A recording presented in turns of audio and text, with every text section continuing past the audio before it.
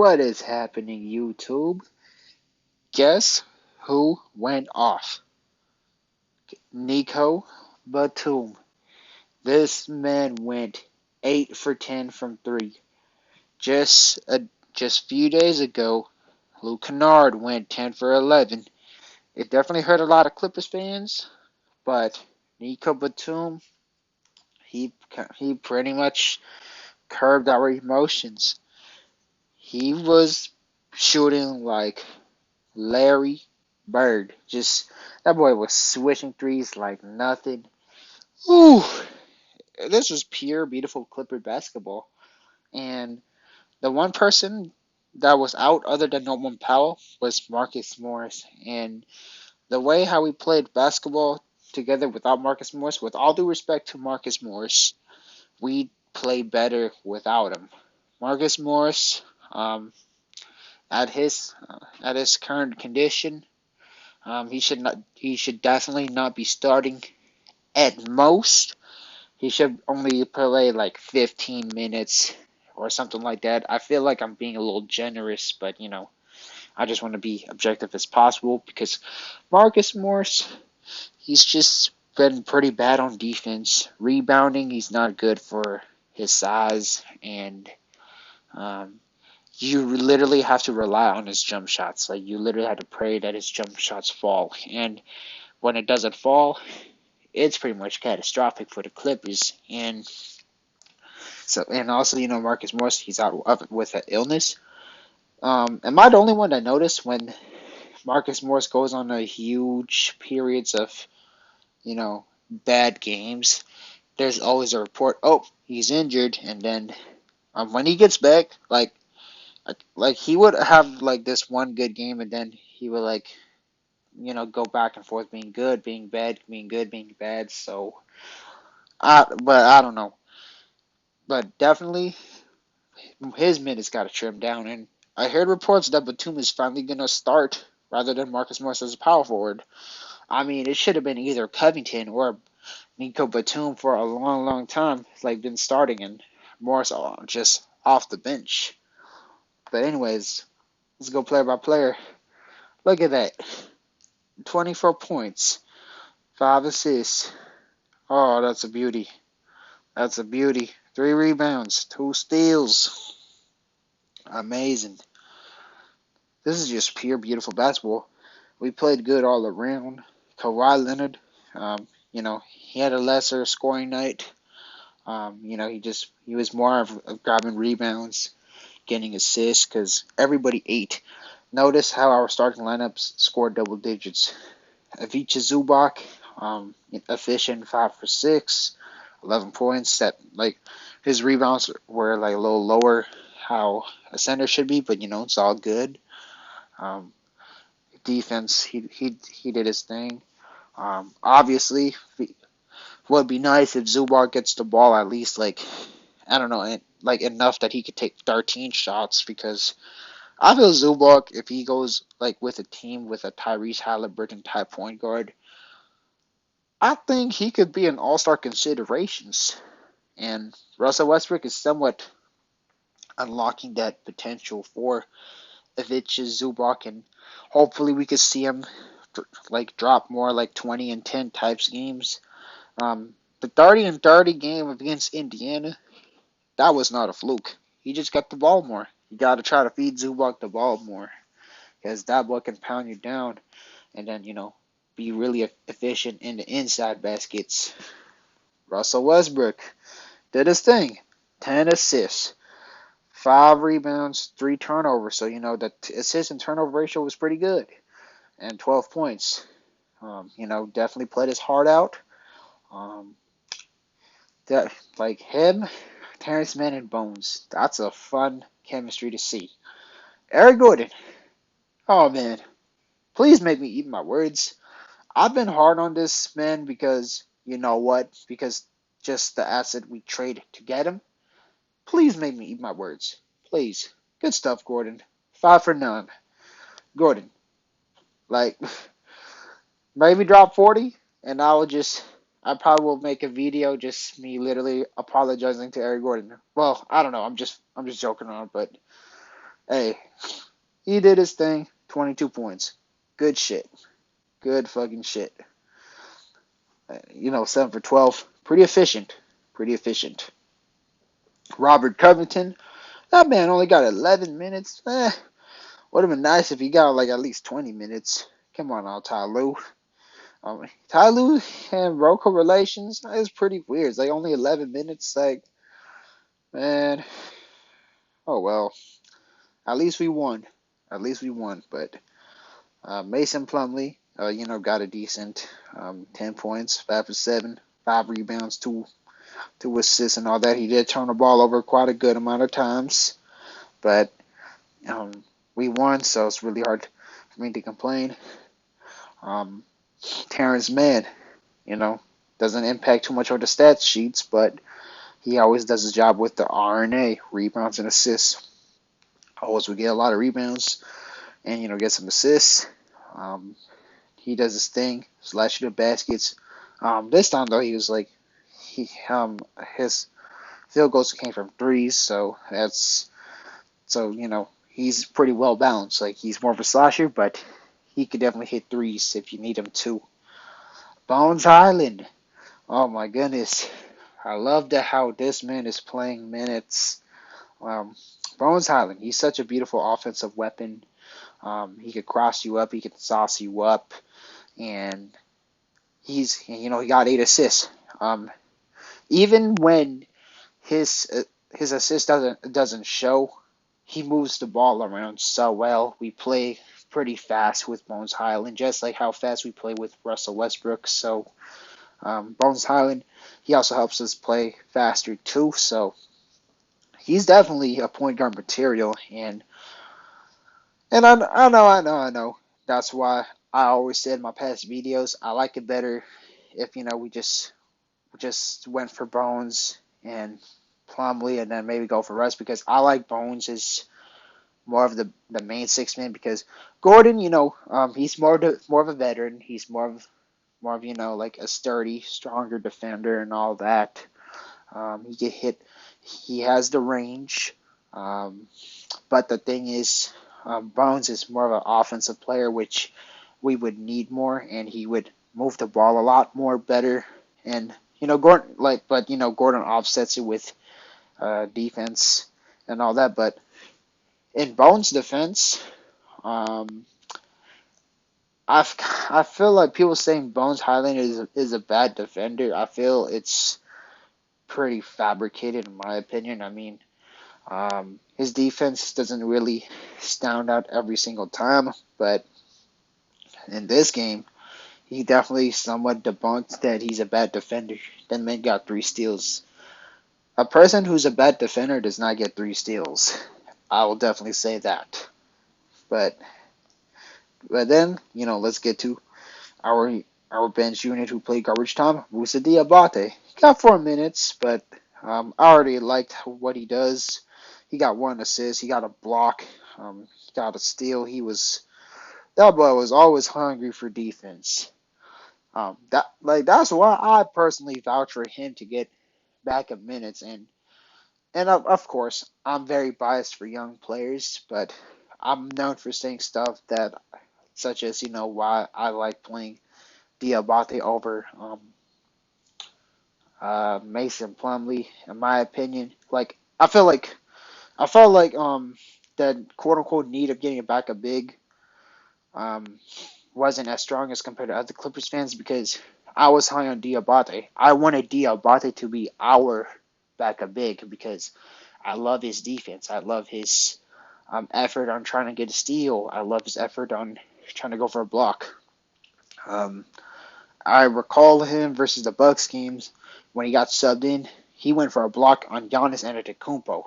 Like a lot of people, they would run from Giannis. Only guys like Zubac and Diabate, and of course some other players too, would go for like a block on Giannis. A lot of people, they would just run away, like they just skedaddle. But Moose, he goes for it. And Amir Coffee got 4 minutes. Amir Coffee, he's been on a massive downhill lately. That boy doesn't. Man, he's been. I don't know. Like He's pretty much on a non-factor lately. I mean, hopefully he could go on a different team that could give him like a good amount of minutes and all that. Maybe like the Charlotte Hornets or let's see. I'm trying to think of a really bad team. Maybe the Spurs and all that. But I'm just not really feeling too much of Amir Coffee. But I'm loving Brandon Boston Jr. But supposedly I learned that he has like some type of like injury, but it's a really minor one, so that's why he's not playing minutes. Would love to see Brandon Boston Jr. in action.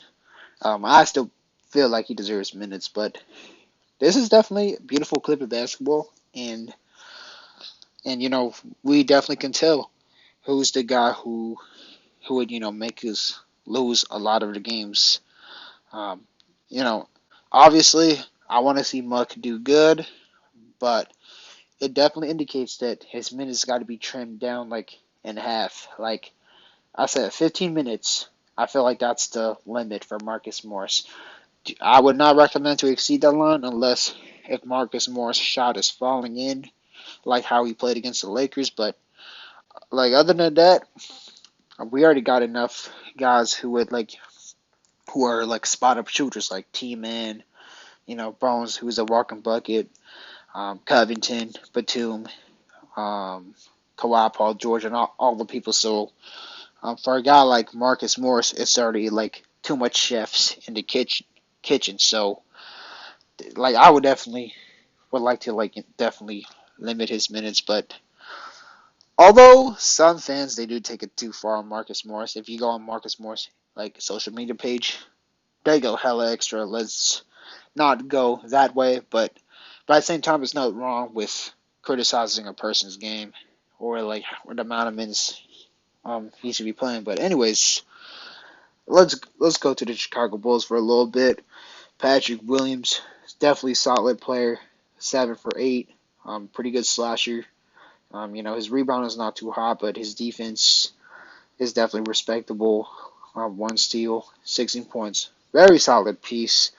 A lot of people they were crapping on the Bulls for drafting Patrick Williams at 4. I think the Bulls did a solid job of doing that because Patrick Baldwin Jr. he's a very young player. He's at the time when he got drafted, he was only 18 years old. So that means more upsides. So I definitely respect teams who definitely draft. In my opinion, like the key to drafting is obviously go based off on upsides, and the Bulls went off with upsides and Patrick Williams. You know, you're looking like a solid power forward for them. Debo, DeMar DeRozan, 7 dimers, five five rebounds, and he got a solid 21 points too. So he was also kind of looking like Kawhi too. After all, they're both mid-range specialists, but the difference is Kawhi Leonard defense is way better, and Kawhi's just more stronger and all that. But he's a hooper. Um, I got the Chicago Bulls definitely going to the playoffs for sure. Especially Patrick Beverly just makes me very confident that they're gonna go pretty deep. Without Patrick Beverly, the Bulls they were struggling. Now with Patrick Beverly, he definitely helps the Bulls a lot. And and um, he's definitely good with the chemistry as well too. Like Beverly, he might not be dropping 30 points and all that, but with the locker room, he always makes things pretty good. Look at the Minnesota Timberwolves. Patrick Beverly helped them so much. Like man, like if you look at the roster, they did not look like a playoff team. But with Colin Towns, a young Anthony Edwards, and I believe D'Angelo Russell, Pat Bev helped them go to the playoffs. So good addition by the Chicago Bulls. And then Nikola Vucevic, he's a solid, good stretch big. 8 rebounds, which is pretty low for Nikola Vucevic. Usually he gets like 13 or 15 and all that, so that's good that he didn't grab much glass.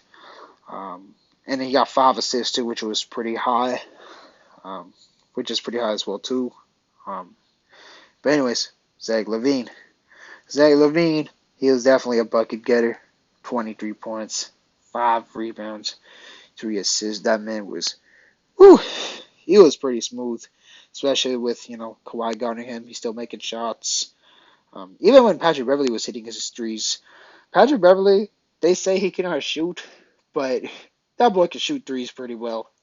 I think we definitely need to try, just clear that myth out of the way, because real ones knows if you watch a Patrick Beverley game, he can shoot. All right, he can shoot, and even when Kawhi was guarding him, he still drilled at three. So it's not like he just makes open threes. He's definitely a pretty good player.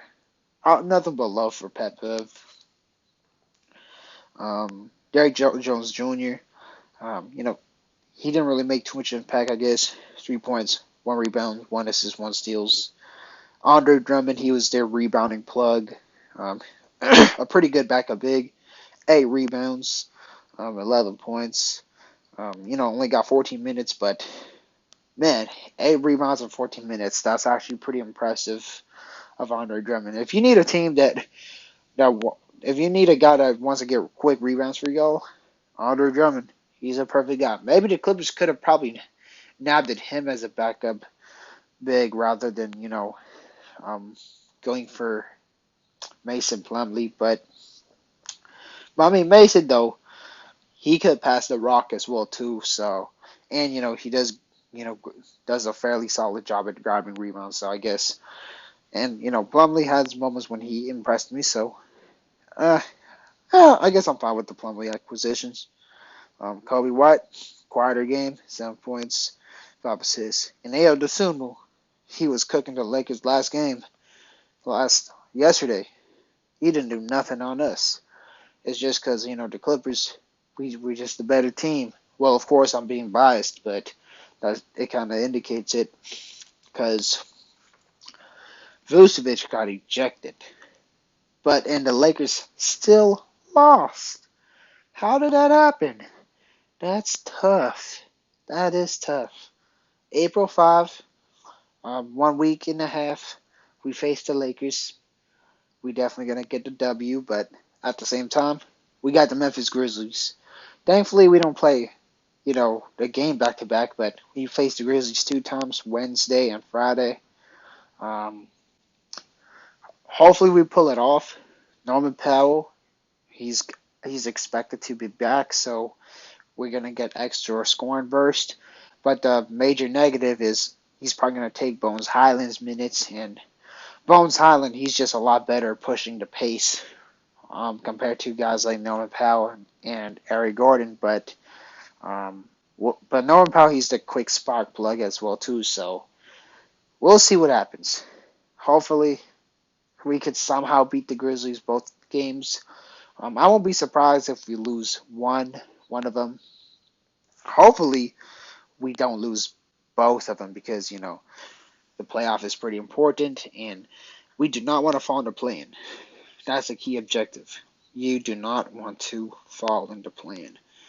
But anyways, let me know what you think about this game. I'm sure it's nothing but complete joy for Clipper Nation over here. It's a fat bummer that PG is out. Hopefully he definitely could return maybe within the playoff starts, because I just want to see the Clippers team fully healthy in a playoff. No excuse. Just truly see our flaws. Don't want to, have this little, if we had this and that, we would have won. Nah. I want to have everyone on the court, and then see our true strength and weakness, and then so that way it will be more easy to address the issues. But anyways, that definitely should wrap this video up, and definitely please sleep well, because I'm definitely gonna sleep pretty well for sure. And much love. Peace.